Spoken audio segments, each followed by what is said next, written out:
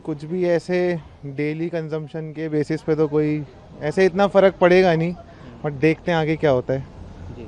जी, बाकी जेब पर कोई फर्क डालेगा ये 2 रुपया क्या कहना चाहिए? 2 रुपए के हिसाब से अगर मैं डेली 2 लीटर दूध लेता हूँ तो 4 रुपए मेरे फालतू जाएंगे। तो लगा लो 120 रुपये महीने का हो गया, जी, और एक साल का कितना हो गया, शायद 1400 रुपये। जी। तो थोड़ा बहुत हो सकता है शायद।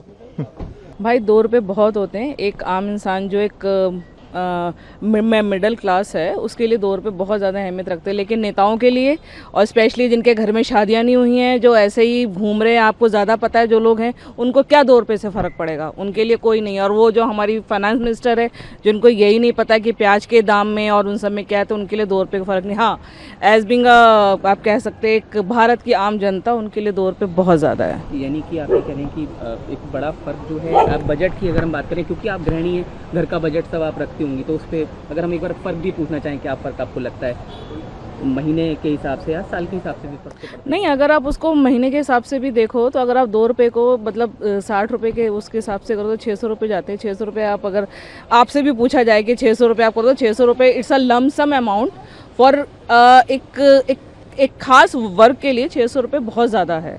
लेकिन जो वैसे घूम रहे हैं उनके लिए मैंने बोला ना कि जिन लोगों को कोई फ़र्क ही नहीं पड़ता, और आजकल पिछले 15 साल से तो शायद मुझे लग रहा है आम जनता को छोड़ के सब लोगों के लिए सोचा जा रहा है, सिर्फ हमारे लिए नहीं सोचा जा रहा। हर चीज़ पे रेट बढ़ रहे हैं, सिलेंडर पे, दूध पे। अभी अमूल ने बढ़ाया, उसके बाद फिर और दूधों पे हम सोचेंगे दूसरा दूध ले लें, उस पे भी कल या परसों से उस पे भी रेट बढ़ जाएगा। परेशानी हर जगह ही है ये 2 रुपये किस तरह का असर डालेंगे आपकी ज़िंदगी पर? अगर सर, ये 2 रुपये 2000 का रेट फर्क डालेगी हमारी पॉकेट पे, क्योंकि हम छोटे रोजगार वाले हैं और हमारे आगे सैलरी बढ़ती नहीं है। हर महीने दूध पे, सिलेंडर पे, सब चीज़ पे रेट बढ़ रहे हैं। और कहते थे सब्सिडी आएगी सिलेंडर पे, वो तो अभी तक है ही नहीं। हर चीज़ से परेशानी है। तो क्या आप कहना चाहेंगे सरकार से, क्या करना चाहेंगे? सर, मैं तो सरकार को ये बोलूँगी कि गरीबों को भी देखें।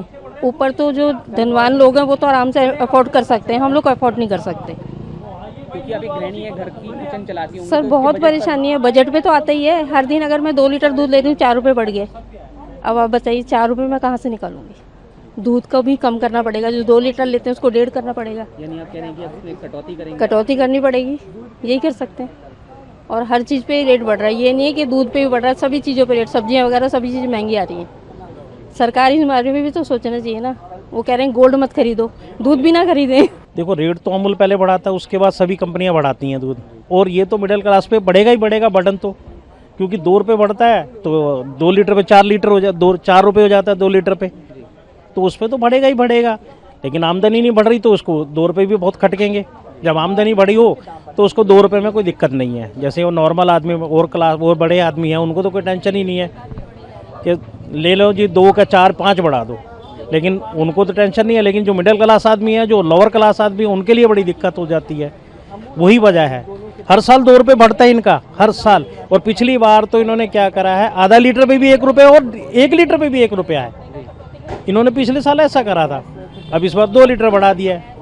वो 2 लीटर बढ़ा है तो नॉर्मल आदमी तो फिर कटौती करेगा ना कहीं तो फिर दूध 2 की जगह 1 की जगह आधा लीटर लेगा जो लेता है। कटौती करने के लिए आप सोच रहे हैं आप? क्या करें, यही करा जाएगा। अब 2 लीटर लेते थे तो आधा 1.5 लीटर लेंगे। खपत तो कहीं ना कहीं तो फिर ये तो कम करेंगे नहीं पैसा, लेकिन इसकी कवरेज कहीं और से करेंगे फिर दोबारा, यही होगा और कुछ नहीं। क्या कह सकते हैं, सरकार कुछ करती ही नहीं है। दिन पे दिन महंगाई हो रही है। वो तो ये कहते हैं ऑयल मत खाओ, गाड़ियाँ मत चलाओ, और खुद विदेशी यात्रा पे जाते हैं और अपने लिए वो सब कर रही है। लेकिन लोगों के लिए नॉर्मली मिडिल क्लास आदमी इस टाइम बहुत परेशान है, और जो छोटा रोजगार है वो तो बहुत ज़्यादा परेशान है।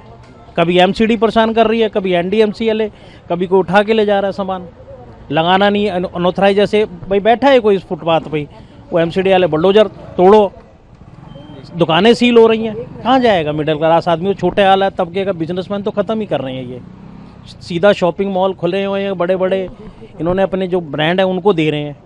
नॉर्मल आदमी ब्रांड में जाएगा तो भाई साहब खाएगा क्या? वो तो बेचारा ऐसे ही जाएगा। देश दुनिया की ताज़ा खबरें और वीडियोस के लिए अभी डाउनलोड करें पत्रिका ऐप।